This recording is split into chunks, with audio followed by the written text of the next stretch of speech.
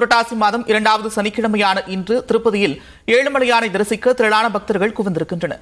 தொடர் விடுமுறை காரணமாக பக்தர்களின் கூட்டம் அதிகரித்து காணப்பட்டது. சுமார் 7 கிலோமீட்டர் தொலைவில் நீண்ட வரிசையில் காத்திருந்து பக்தர்கள் பெருமாளை தரிசித்து வருகின்றனர். இலவச தரிசனத்திற்கு டோக்கன் கிடைக்காத பக்தர்கள் காத்திருப்பு மண்டபங்களில் தங்க வைக்கப்பட்டிருக்கின்றனர். அறைகள் முழுவதும் நிரம்பி வழிந்ததால் தங்குவதற்கு இடமின்றி பக்தர்கள் தங்கள் சொந்த வாகனங்களிலேயே தஞ்சமடைந்திருக்கின்றனர். தரிசனம் செய்ய காத்திருக்கும் பக்தர்களுக்கு தேவையான உணவு, குடிநீர் ஆகியவை உள்ளிட்ட அடிப்படை வசதிகளை தேவஸ்தான நிர்வாகம் செய்து கொடுத்து வருகிறது.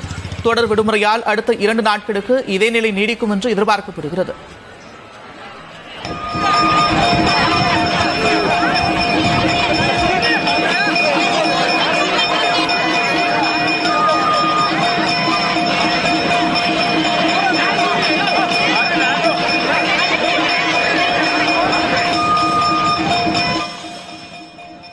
இதேபோன்று சென்னை தியாகராய நகரில் திருப்பதி தேவஸ்தானம் கட்டுப்பாட்டில் உள்ள பெருமாள் கோவிலிலும் பக்தர்கள் நீண்ட வரிசையில் காத்திருந்து சுவாமி தரிசனம் செய்தனர்.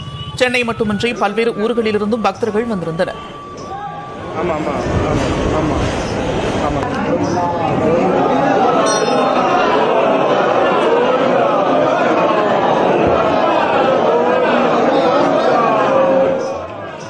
பிரசித்தி பெற்ற திருச்சி ஸ்ரீரங்கம் அரங்கநாதர் கோவிலில் காலை முதலே ஆயிரக்கணக்கான பக்தர்கள் காத்திருந்து ரங்கநாதரை தரிசித்தனர்.